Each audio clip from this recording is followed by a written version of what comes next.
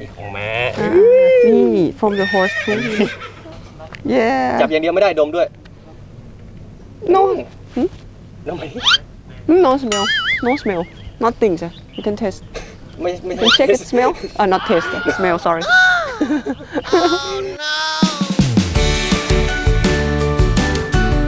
สวัสดีค่ะ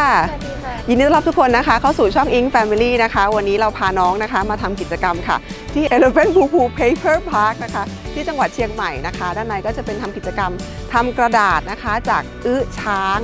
นะคะเขาจะพาเราไปดูว่าเราจะเอาอึช้างนะคะไปทำกระดาษยังไงนะคะเป็นกระดาษสาที่เราเห็นนะคะแต่ว่าจะเป็นแบบทำจากขี้ช้างนะคะเดี๋ยวเราจะเข้าไปดูข้างในกันนะคะว่ามีกิจกรรมอะไรสนุกๆให้น้องทำบ้างนะคะเดี๋ยวไปดูกันเลยจ้ะไปค่ะ let's go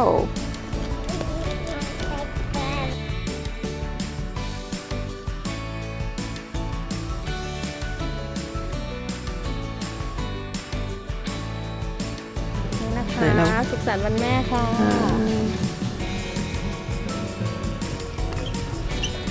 ไอ้ขี้ช้างขี้ช้างอยู่นู่นpool of elephant อย่าเพิ่งจับตรงนี้นะเดี๋ยวไปจับ don't touch you know เอาไว้ไงเดี๋ยวก็ไปทำกระดาษกันดีๆนะครับ yeah ตา อย่างแรกเลยก็สวัสดีครับผม สวัสดีค่ะ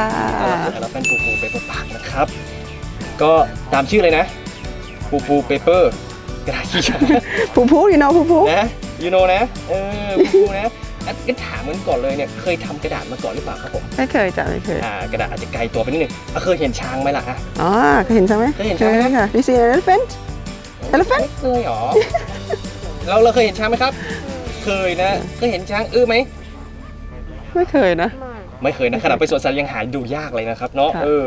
ค่ะ เดี๋ยวพี่จะพาไปดูเราจะเปลี่ยนขี้ช้างตัวนี้ให้กลายเป็นกระดาษที่เราเห็นตรงช็อปตรงนั้นได้ยังไง จะอธิบายทุกกระบวนการแล้วเราจะได้ทำด้วยตัวเองได้ด้วยครับผม โอ้ you can make กลับ paper บ้านไปปุ๊บนี่ทำกระดาษได้เลยนะ ถ้าเรามีช้างนะจ๊ะบ้านมีช้างไหม ไม่มี ไม่มีเหรอเอาขี้ตัวเองได้ไหมไม่น่าจะได้ เราจะใช้เวลาประมาณ30 นาทีนะครับเดินวนอย่างนี้เป็นวงกลมหลังจาก30 นาทีเสร็จปุ๊บเป็นเวลาลูกค้าอยู่นานเท่าไหร่ก็ได้ทำกระดาษเพิ่มช้อปปิ้งร้านกาแฟตรงนี้ก็ได้ถ้าตัวเล็กอยากปีนขึ้นบ้านต้นไม้ตรงนั้นก็ได้เหมือนกัน ค่ะ แต่ขอให้พ่อแม่ดูระวังหน่อยนะครับผม ค่ะ มาดูแผนที่กันก่อน let's go แล้วก็จะเดินกันเป็นวงกลมนะครับตอนนี้เราอยู่ที่หมายเลข5 กับ 6ตรงนั้นนะเลขอยู่ข้างล่างตรงนี้นะครับก็จะเดินวงกลมที่ผมบอกไปเนาะเดินขึ้นไปทางด้านซ้ายมือขึ้นวนอ้อมแล้วก็ย้อนลงมาที่หมายเลข6อีกครั้งหนึ่งแต่ก็แน่นอนทัวร์จบปุ๊บไปไหนก็ได้ แล้วแต่เลยนะจะไปว่ายน้ำเล่นก็ได้วันนี้อากาศร้อนว่ายน้ำไหมคะด้วยอย่านะ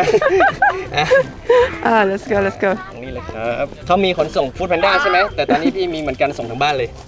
พี่ปั่นถึงบ้านเราเลย ผู้ elephant poo you know ผู้ มาดูตรงนี้นี่เลย นี่ เพราะให้ดูแค่ช้างอย่างเดียวไม่ได้ต้องดูหลายตัวด้วย มาดูกันก่อนมาทดสอบความจำหน่อยพี่มีสัตว์3ตัวด้วยกันน้องครับดูเข้ามาตัวนั้นตัวอะไร what is it what is it horse Horse yeah โอ้ see the picture นี่ไงนี่ตัวฮอสง่ายๆเลยตัวที่2 what is it Elephant มาตัวสุดท้ายตัวสุดท้าย what is it ให้ดูให้หมดก่อนอะไร what is it what is it What's that yeah What's that? Hey, look at the picture what is it you don't know cow 3 ตัวนี้นะจ๊ะ3 ตัวนี้ horse elephant cow นะพี่จะบอกว่าเขาทำกระดาษได้หมดเลยนะคะทำกระดาษได้หมดเลยนะเดี๋ยวพี่หยิบของม้าให้ดูก่อนนี่ของม้า นี่ from the horse poo อยากได้ใหญ่หรือเล็กจ๊ะ one big one small one one big one small one เอาใหญ่ก็ได้เนาะ small one yeah small ได้ yeah you can touch it จะจับอันไหนดีจะจับอันเล็กโอเคได้พี่ใหญ่มาไม่เป็นไรจับได้แห้งแล้วนี่ไงลองดูเอาผมมาให้ yeah จับอย่างเดียวไม่ได้ดมด้วย no ดมไปดิ no smell no smell nothing sir you can taste ไม่ you can check it smell not taste smell sorry เอางี้ดีกว่าวันนี้เนี่ยเราจะทำเป็นเฉพาะกระดาษทำมือซะมากกว่าจะเป็นกระดาษเฉพาะจากขี้ช้างนี่เลยเดี๋ยวตัวนี้เราจะเอาไปทำเป็นกระดาษตอนนี้เนี่ยเราได้ส่วนผสมหลักมาละคือขี้ช้างจะถามเรา2 คนก่อนเลยดีกว่าว่าเราหิวไหมคะ หิวค่ะ เพิ่งกินข้าวมาเมื่อกี้ ถ้าพูดขนาดนี้ปฏิเสธไม่ได้นะ พี่ต้มขี้ช้างรอไว้ละเอ้ยไปกินขี้ช้างกัน แล้วนี่ถืออะไรเนี่ยเนี่ย ไม่ได้อะไรมาเอาจะเอาขี้ม้าไปด้วยเหรอ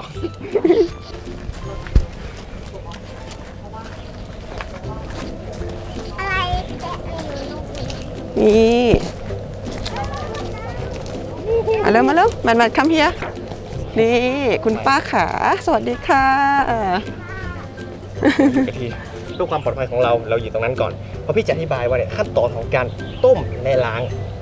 แต่ความจริงมันควรจะเป็นล้างและต้มมากกว่าเพราะก่อนที่เราจะเอาตัวขี้ช้างแห้งๆแบบนั้นมาต้มนี้เนี่ยเราต้องมีการล้างกันเกิดขึ้นดูนี่ก่อนเรามีอยู่5ถัง1 2 3 4 5นี่คือขั้นตอนการล้างเขาออกให้หมดเอาเฉพาะตัวกากใยเขาเท่านั้นเอาไปต้มเพื่อทำการฆ่าอะไรครับ ฆ่าเชื้อเลย ฆ่าเชื้อคิวแบคทีเรียนะมาตรงนี้ครับผมเราต้มแกงจืดได้ประมาณ3 ชั่วโมงได้แล้วนะกินล่ะต้องไม่มี แล้วอ่ะใช่ไม่มีตั้งแต่แรกแล้ว ก็ไม่มีนะ smell smell like tea like a tea like you drink a tea เฮ้ยตัวแหมเราเป็นพี่ใหญ่กว่าอะไรเราเห็นไหมไม่มีอะไรเขาสะอาดแล้วเหลืออย่างเดียวคือเอาเขาไปตากแห้งเสร็จปุ๊บเราก็พร้อมที่จะเขาไปทำเป็นกระดาษมาดูตรงนี้ก่อนตรงนี้จำได้แล้วนั่นเขาเขียนนะ touch me เนี่ย touch me ไม่ใช่มีนะนี่นะ ลองดู you can touch ปูเนี่ย แห้งแล้วสะอาดแล้วเนี่ย เนี่ยแมทเนี่ย you can touch เนี่ย you can touch เหลือหญ้าธรรมดาแล้วล่ะ เอ้ยก็เป็นหญ้าอะไรแล้วเนาะก็ไม่ เป็นหญ้านี่แหละครับ ไม่มีอะไรเลย ใช่บ้านมีช้างไหมก็ซื้อสัก ต้องซื้อช้างแล้วลูก เป็นล้านเลย สร้างกระดาษสักตัวหนึ่งต้องซื้อช้าง ล้อเล่นใช้อะไรก็ใช้ได้ แต่ไม่มีพวกนี้ก็ใช้กระดาษรีไซเคิลก็ได้เหมือนกัน follow him we can make the paper ตอนนี้เราจะทำกระดาษละเนื้อกระดาษกันก่อนเนื้อกระดาษหน้าตาเป็นแบบนี้ กระดาษ เราลองถือไหมอุ้มไหมสองมือ two hand ให้พี่ ยังถือขี้ช้างอยู่เลยขี้ม้าอยู่เลย two hand please หนักไหมไม่หนักเปียกไหมให้พี่ไหม give to เจ๊give to เจ๊ไม่อยากให้ ไม่อยากให้เหรอนั่นแหละเราจะพีแล้วนะ เหมือนจะชูเปียก เหมือนที่ชุบเปียกนั่นแหละครับพูดง่าย ใช่ ๆก็คือกระดาษเปียกๆดีๆนี่แหละเนาะเหลืออย่างเดียวก็คือจะเปลี่ยนเขาให้กลายเป็นกระดาษ ขี้ม้าขึ้นไป ขี่ม้าเดินขึ้นไปใส่กระเป๋าเก่งไหม no ไม่เอาเดี๋ยวพี่จะสอนก่อนว่าเราจะทำไอ้ตัวเนี้ยก้อนเนี้ยได้ยังไง what color do you like color what color pink do you want ปิ้งตอนนี้เราทำสีขาวนะครับทุกอย่างที่เราใส่ลงไปหมดอย่าง ใช่ หมดเนี่ย white color 4 อย่างเนี่ยใส่ลงไปข้างในนี่เลย เติมน้ำสะอาดลงไปน้ำสะอาดน้ำประปาก็ได้ใส่ลงไปเลย เสร็จปุ๊บแล้วก็เปิดเครื่องที่ทำงานเหมือนที่เราเห็นเมื่อกี้เลยระวังนะอาจจะมีกระเด็นออกมาบ้างลงไปข้างหน้าลงไปปั่นออกไปข้างหลังหมุนยูเทิร์นมาข้างหน้าหมุนเข้าหมุนออกหมุนเข้าหมุนออกนี่ประมาณ2 ชั่วโมง อ๋อเป็นย่อยๆอย่างนี้เลย อยากจับไหม do you want to touch อยากจับไหมไม่อยากจับเหรองั้นอยู่ที่เดิมเดี๋ยวพี่ไปหาอย่าวิ่งหนีนะ Don't run away เราถือนี่เหมือนอะไร เหมือนทิชชู่เปียกน้ำ เหมือน แล้ว เมื่อกี้เลยนะเพียงแต่ว่าเขายังไม่เป็นก้อนบีบน้ำออกนิดนึงแล้วลองปั้นเป็นก้อนดู squeeze water out squeeze ชีดมันจะเล่นกางเกงพี่อะ เนี่ยมาคิดให้มาคิด for you มา เห็นไหม ถือ บีบน้ำออกนิดนึงtwo hand please ปั้นได้ไหมสองมือ two hand make a ball make a ball make a ball yes that's a ball definitely a ball yeah that's good see that try okay make it a ball like circle shape เก็บมือ เห็นไหมนั่นไงพอมันแห้งเสร็จปุ๊บเราบีบน้ำออกเสร็จปุ๊บมันก็คือเหมือนกระดาษทิชชู่แห้งดีๆนี่แหละเห็นไหมถ้าพี่บีบน้ำออกดูนะเอาฉีกออกกระดาษดีๆนี่เลยเราเคยเอาทิชชู่แม่ไปลงแช่น้ำเล่นไหม ประจ นั่นไงประจำ ำ เล อัน ย นี้ทิชชู่อีกแล้วเนี่ย งงไหม ไม่เป็นไรมาเดี๋ยวเอามาคืนพี่ก่อนเดี๋ยวพี่จะปั้นเขาเป็นก้อนมาแล้วซึ่งเรามีลูกบอลเตรียมไว้ตรงนั้นละเราจะพร้อมไปทำกระดาษกันเลยครับผมเดี๋ยวไปทำกันเลย สวัสดีค่ะ สวัสดีครับนี่คือพี่มนัสนะพี่มนัสจะเป็นมาสเตอร์เป็นปรมาจารย์ในการทำกระดาษนะเดี๋ยวเรามี3 สีด้วยกันเดี๋ยวให้ตัวเล็กเลือกก่อนเขียวขาวชมพู pink on the stage come up step up step up step up ขาวยืนตรงนี้เลย อ้าว เอากระเป๋าวางก่อนกระเป๋าวางก่อนอ่ะโอเคตอนนี้เราจะทำกระดาษละเราไม่เคยทำกระดาษมาก่อนเลยใช่ไหมในชีวิตนี้ นี่จะเป็นครั้งแรกของเรา ซึ่งกระดาษแผ่นแรกของเราจะทำจากขี้ช้างด้วย น่าภูมิใจไหมน่าภูมิใจนะอ่ะชี้ครึ่งเลยครับแปะครึ่งข้างบนข้างล่าง มาเลย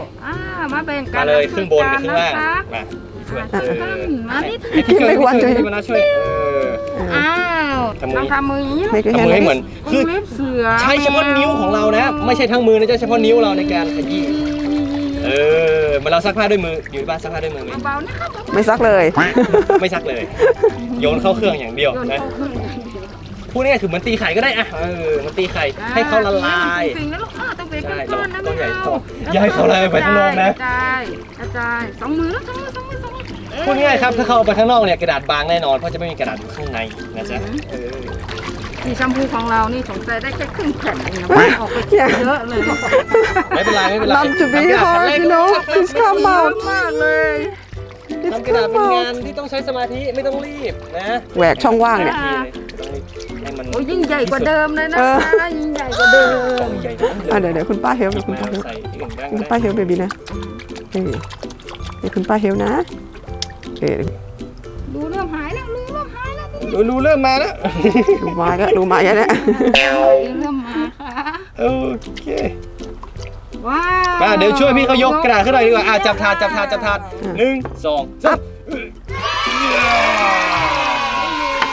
ได้ละ Don't touch more Don't touch more อย่าเพิ่งจับ เขียนรู้ เดี๋ อ่ะ ยวได้ทำไม Don't touch more อยากได้กระดาษกลับบ้านไหมเล่า อยากไหมนอนรอที่นี่สัก3 วันเนาะรอเล่นเดี๋ยวอยากได้อะไรกลับบ้านเดี๋ยวเราไป DIY ข้างล่างเพราะตรงนั้นเนี่ยเราได้ทำเป็นผลิตภัณฑ์กันเลย ตรงนี้เนี่ยให้ทดลองทำกระดาษแผ่นแรกของเราแค่นั้นเองนะเดี๋ยวเราเอากระดาษนี้ไปตากกันก่อนดีกว่าแล้วไปถ่ายรูปด้วยกันมาข้างหลังนี่เลยช่วยพี่ยกหน่อยเจ้าของขี้สีขาวมาตรงนี้สิมาตรงนี้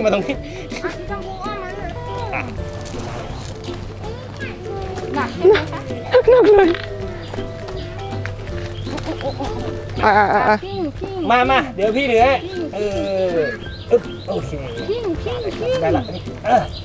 พอมันแห้งเสร็จปุ๊บสีจะจางขึ้นทันทีสีสว่างขึ้นทันทีเอาเรา2 คนไปยืนข้างหลังกระดาษเร็วไปถ่ายรูปกันหน่อยไปโชว์ผลงานแล้วก่อน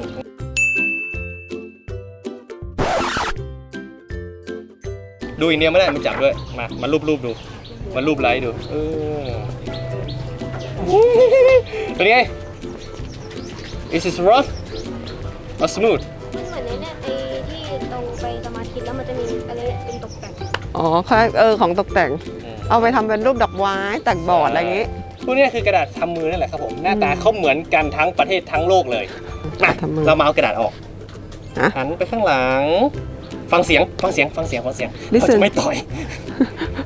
listen 3 2 1 it is about again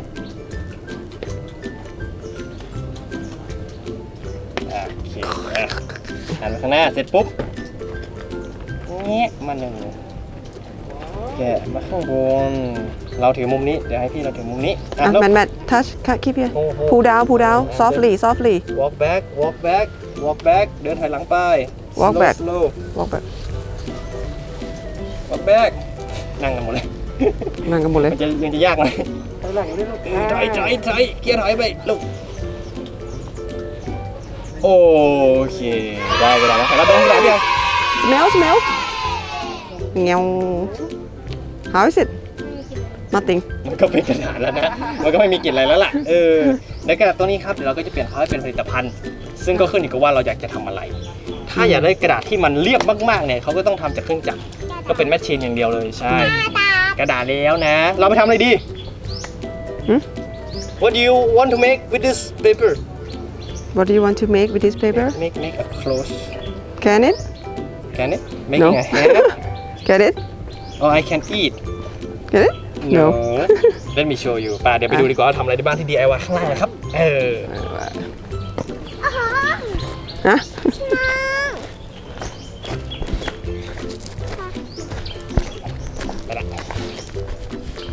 ติ๊กไอ้ small one ระวังนะ อ๋อเห็นนั้นเล็กอะไร small อันนี้ก็ทำได้ครับผมก็เป็นกิจกรรมช่วงนี้เหมือนกันเพราะเมื่อก่อนนี่เราไม่มีตอนนี้เรามีทำละดูแต่ว่าตัวความจริงตัวดีมันต้องมีโอตัวเดียวนี่ดูนะมันพันนะดู it yourself ก็คือทำด้วยตัวเองอย่าทำด้วยตัวเองอะไรไงแต่งของตัวเองแบบนี้เลย สมุด ถ้าอยากตกแต่งอะไรเป็นของแบบสไตล์ตัวเองเลยเลือกผลิตภัณฑ์ที่มันไม่มีอะไรนี่เปล่าๆแบบนี้ราคาติดอยู่ข้างหลังแล้วนะครับพอได้สีได้ราคาที่อยากได้เสร็จปุ๊บหยิบขึ้นมาแล้วไปเลือกของตกแต่งตรงโต๊ะตรงโน้นของตกแต่งนี่ฟรีหมดหยิบเท่าไหร่ก็ได้ของตกแต่งปุ๊บได้ของผลิตภัณฑ์ปุ๊บหยิบทั้งคู่แล้วก็ไปนั่งที่โต๊ะข้างหลังได้เลยเราแยกโต๊ะให้ห่างกันเรียบร้อยละเดี๋ยวทีมงานเอากาวให้ติดตกแต่งเสร็จปุ๊บหยิบไปกับตัวเองแล้วค่อยนำไปชำระเงินครั้งหน้านี่คือของที่เรามีประจำแต่ช่วงนี้เรามีอีเวนต์ใหม่ก็คือ painting ใครอยากวาดรูปใครอยากเพ้นท์กระดาษอันนี้มาละเดี๋ยวพาไปดูกันก่อนถ้าตัดสินใจทำอะไรเดี๋ยวมาขึ้นมาทำตรงนี้ได้ไปดูกันก่อนป่ะ มาดูว่าเพนกัน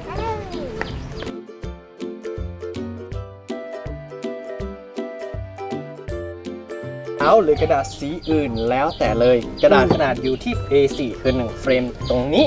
เราให้เฉพาะกระดาษครับไม่ได้ให้เฟรมไปแต่ตอนเราเพ้นท์เราเพ้นท์บนเฟรมนั่นแหละนะก็แกะกระดาษออกไปใช่ถ้าเสร็จปุ๊บเอาไปข้างหน้าเดี๋ยวข้างหน้าเขาจะแกะกระดาษให้นะจ๊ะก็คือ1,150 บาทสีอะไรอยู่ตรงนี้เรียบร้อยแล้วมีทั้งสีผู้กันน้ำสมุดตรงนี้เผื่อเราอยากได้เป็นแนวทางในการวาดรูป คิดไม่ออกสมองตันไม่ได้เยอะแยะมากมายเบสิกง่ายๆเลยนะคือทำให้เต็มที่ถ้าจะทำ2อย่างแนะนำให้ทำอันนี้ก่อนแล้วค่อยไปทำนู้นเพราะตรงนี้มันแห้งช้าแน่นอนตรงนั้นเป็นกาวติดเสร็จมันก็เสร็จแต่ตรงนี้ต้องวาดรูปต้องมีน้ำอยู่นะเอาอะไรลูกจะเอาแบบนั้นจะวาดรูปแล้วแต่นะครับตรงนี้แล้วแต่เลยเพราะเราไม่ได้จำกัดเวลาคุณลูกค้านะครับผมแต่ตอนนี้เนี่ยเวลาของพี่ได้หมดลงแล้วเราอยากทำอะไรก็ตามสบายเลยเดินเล่นถ่ายรูปเล่นที่บ้านต้นไม้เอาเครื่องดื่มเข้ามากินที่นี่ก็ได้ไม่ว่ากันตอนนี้หน้าที่พี่แค่จบลงแล้วก็ขอบคุณมากครับขอบคุณค่ะขอบคุณมากครับขอบคุณค่ะจ้า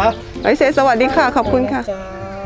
เดี๋ยวมีปัญหาอะไรเข้าไปข้างหน้าได้นะครับผมค่ะได้ค่ะตามสบายเลยจ้ะได้ค่ะเดี๋ยวไปทำค่ะขอบคุณค่ะใช่จ้าอะไรหรอแมลงแมลงนะโอเคครับค่ะ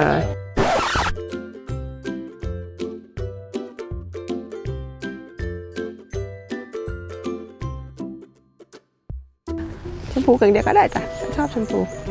which one you like เนี่ย attack here เนี่ย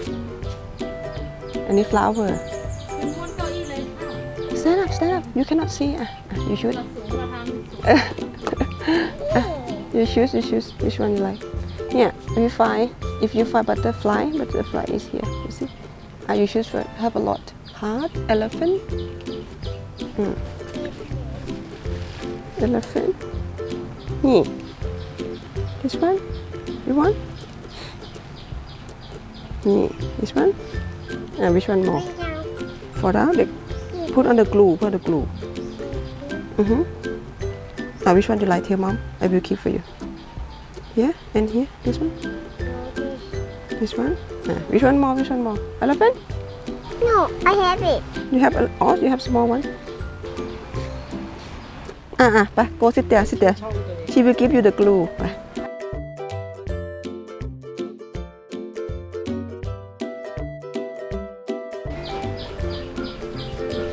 มันทำไม่ได้มายังหาคำว่า family ไม่ครบเลยได้แต่อิงมา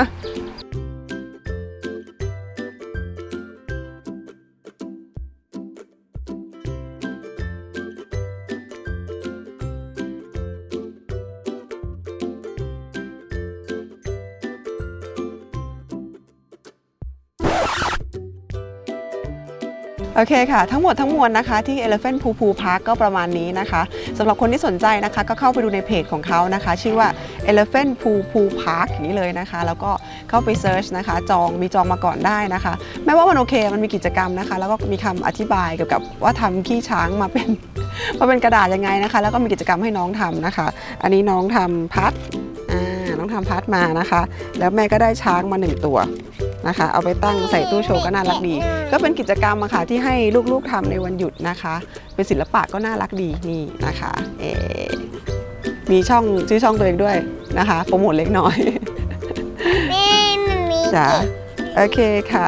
ก็ประมาณนี้นะคะสำหรับคนที่สนใจก็มาได้นะคะ คนไม่ค่อยเยอะแล้วก็สิ่งแวดล้อมก็ดูดีด้วยค่ะ ก็ร่มรื่นนะคะ มีร้านกาแฟให้นั่งทานกาแฟด้วยนะคะ มีของขายเป็นผลิตภัณฑ์ของเขานะคะทำจากกระดาษสาน่ารักดีค่ะสำหรับคนที่ชอบคลิปนะคะ ฝากกดไลค์นะคะ กดแชร์กด subscribe คลิปกระดิ่งดิงดองตุ้งดิ้งนะคะไว้เตือนเวลาคลิปใหม่มาด้วยนะคะส่วนวันนี้พวกเราไปก่อนค่ะบ๊ายบายจ้าบ๊ายบาย บ๊ายบาย